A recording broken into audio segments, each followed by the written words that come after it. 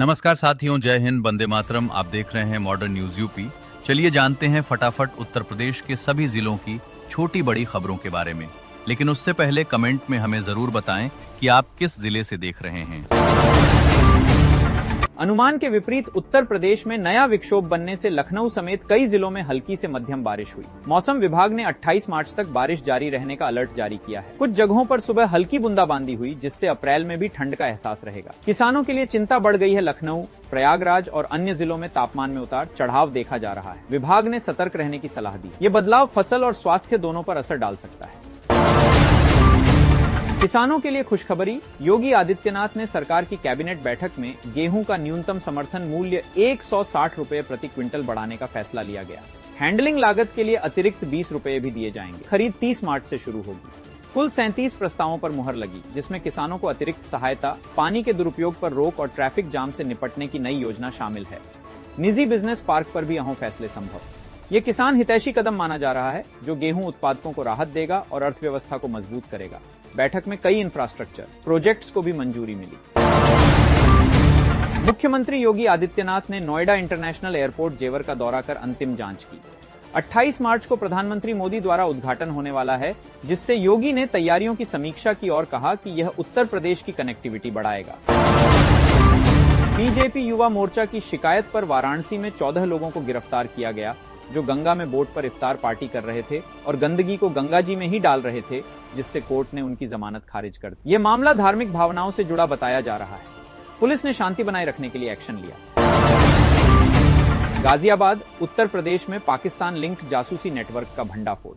3 और लोग गिरफ्तार हुए, जिनमें नाबालिग भी शामिल हैं। रेलवे स्टेशन और सिक्योरिटी इंस्टॉलेशन की रेकी की जा रही थी। डेटा पाकिस्तान हैंडलर्स को भेजा जाता था। अभी पूरी जानकारी नहीं मिली, लेकिन जांच अभी जारी है।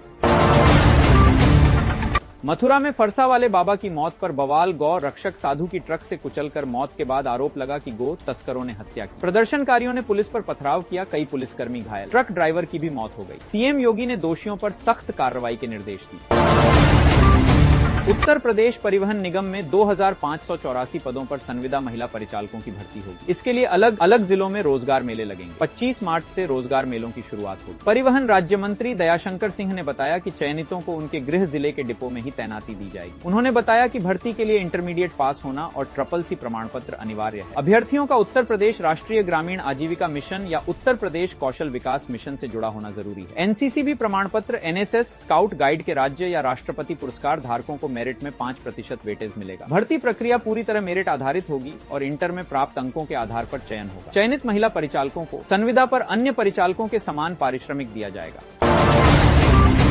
समाजवादी पार्टी के अध्यक्ष माननीय अखिलेश यादव ने लखनऊ में मालती मूर्ति देवी महिला सम्मान की शुरुआत की। पीडीए फॉर्मूला से हटकर अब महिला कार्ड खेलते हुए उन्होंने गरीब महिलाओं को सशक्त बनाने का संकल्प लिया। समारोह में उन्होंने वादा किया कि सपा सरकार बनने पर हर गरीब महिला को सालाना 40 रुपए दिए जाएंगे। बाराबंकी सहित प्रदेश भर में यह योजना लागू होगी। पूर्व बसपा नेता डॉक्टर MH खान भी अखिलेश से मिले और सपा में शामिल हुए। ये कदम चुनावी रणनीति के तौर पर देखा जा रहा है, जो महिला मतदाताओं को आकर्षित करने वाला है। कार्यक्रम में सपा कार्यकर्ता उत्साहित नजर आए।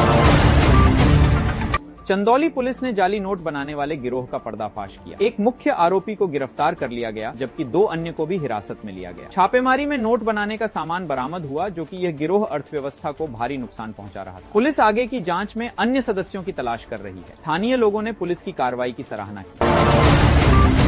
प्रयागराज के एक कोल्ड स्टोरेज में अमोनिया गैस टैंक फटने से बड़ा हादसा हुआ। इमारत ढह गई, जिसमें 4 मजदूरों की मौत हो गई और कई घायल हुए। प्रशासन ने मुआवजे का ऐलान किया है, लेकिन मुआवजे से किसी के परिवार को उसका बेटा वापस नहीं कर सकते। जांच में लापरवाही सामने आई है, जिससे यह घटना स्थानीय स्तर पर दहशत फैला रही है और राहत कार्य जारी है।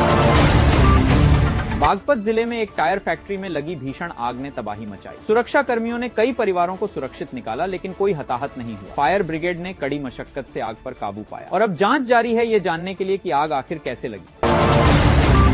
फिरोजाबाद के टुंडला में स्मार्ट मीटर लगने से बिजली गुल हो गई। उपभोक्ताओं का आक्रोश फूट पड़ा और विद्युत कार्यालय में तोड़फोड़ की गई, जिससे कर्मचारी भाग गए। पुलिस ने मामले की जांच शुरू की। उपभोक्ता संघों ने मीटर नीति पर सवाल उठाए। तब बिजली विभाग ने सुधार का आश्वासन दिया। ये घटना पूरे प्रदेश में स्मार्ट मीटर विरोध को बढ़ा सकती है। मुख्यमंत्री योगी आदित्यनाथ ने सैनिकों को संबोधित करते हुए कहा कि वे बेफिक्र होकर देश सेवा करें। उनके परिवार की सुरक्षा करना सरकार की जिम्मेदारी है। यह आश्वासन सेना के मनोबल को बढ़ाएगा और हमारे सैनिक निश्चिंत होकर अपने देश की सेवा करने में सक्षम होंगे।